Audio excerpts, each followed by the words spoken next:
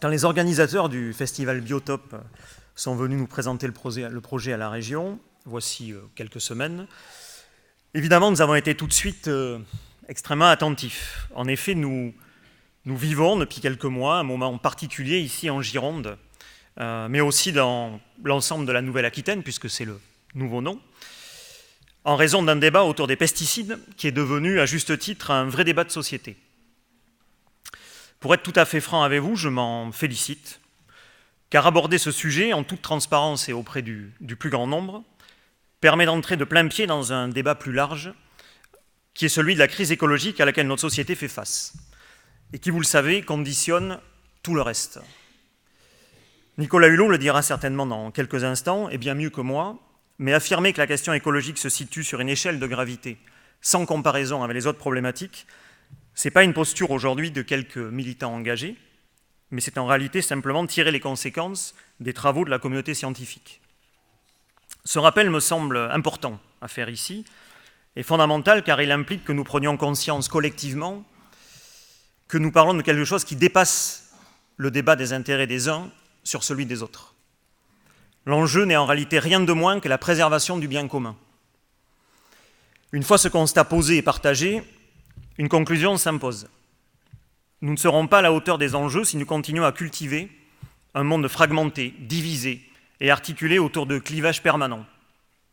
Nous devons construire des confluences d'intérêts si nous souhaitons sortir par le haut de la mosaïque de crises que nous devons collectivement résoudre. Le sujet de la viticulture et des pesticides, sujet qui sera au cœur des débats du festival, est la parfaite illustration de ce que je viens d'évoquer.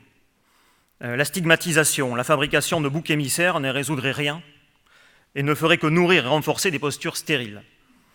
Cela n'empêche bien sûr en rien de poser quelques constats. La viticulture, qui fait à juste titre la fierté de nos territoires, couvre au niveau national, comme l'indique l'INRA, environ 3% de la surface agricole utile, mais représente 20% de la consommation des pesticides. On le sait tous, on ne pourra pas continuer comme ça.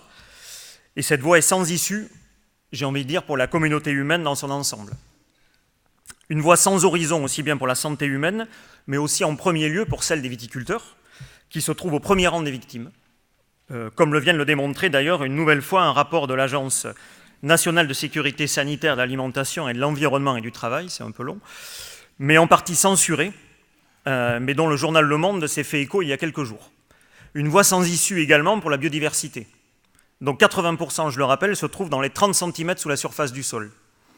Rappelons que ce monde invisible qui nous entoure repose sur la vitalité de ces microcosmes que nous stérilisons peu à peu en faisant le choix d'une agriculture trop souvent intensive et quasi essentiellement chimique.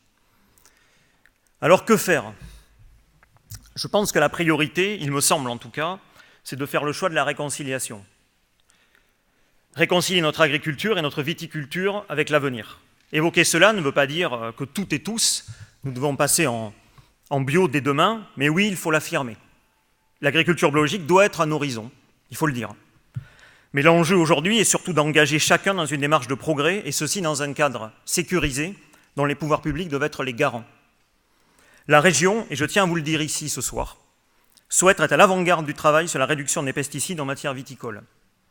N'oublions pas non plus, et c'est le sens de l'histoire à mon sens, que les différents pays du globe durciront progressivement les normes sur les résidus de pesticides dans les vins.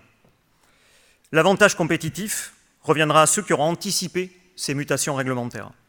Cela s'est déjà produit, les viticulteurs présents ici le savent déjà, par exemple avec les phtalates, les perturbateurs endocriniens, quand en 2013 la Chine a imposé des certificats de conformité. Ayons donc à l'esprit que changer des pratiques, c'est aussi une question de survie économique à moyen terme. Cette réflexion sur la conduite du changement est d'ailleurs déjà engagée entre la région, le CIVB, l'État, et dont l'objectif est d'élaborer très rapidement un plan d'action opérationnel que nous vous présenterons lors du prochain salon Tech Bio qui se déroulera le 6 et 7 juillet prochain à Montagne-Saint-Émilion. Je peux d'ores et déjà vous dévoiler qu'un effort sera fait sur l'accompagnement à la conversion à l'agriculture biologique et qu'une attention particulière sera apportée à l'agroécologie. La région renforce également ses efforts pour accompagner la recherche de solutions alternatives à l'utilisation des pesticides. Il existe aujourd'hui des pistes, en tout cas très prometteuses, à partir d'algues marines contre les maladies de la vigne.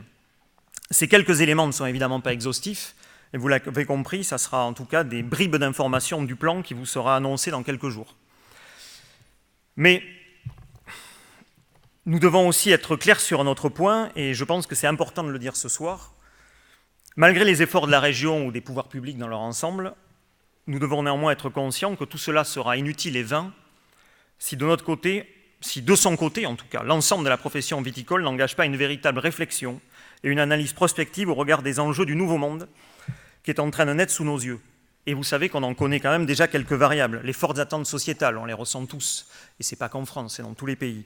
La concurrence mondiale et les fluctuations des marchés à l'export. Les conséquences du changement climatique qu'on ressent tous déjà. Et comme je l'évoquais, les évolutions des réglementations à venir. Là aussi, la filière vitivinicole pourra compter sur la région pour créer les conditions de la transition, en mobilisant notamment les acteurs incontournables, comme l'INRA ou l'Institut des sciences et de la vigne et du vin, qui doivent être moteurs, et je le dis ici, qui doivent prendre leur part et faire de notre région et de Bordeaux un centre national ou international de recherche reconnu sur le sujet de la sortie de l'usage des pesticides. Pour conclure, je suis déjà trop long, je tiens à remercier les organisateurs une nouvelle fois de ce festival, Madame Lignac et encore Madina Kerr, une nouvelle fois, qui ont participé à créer un moment d'échange sur un sujet de première importance dans un lieu aussi symbolique. Et un remerciement particulier, encore une fois, à Nicolas Hulot pour sa présence ici, qui est extrêmement précieuse à bien des égards. Je vous remercie pour votre attention.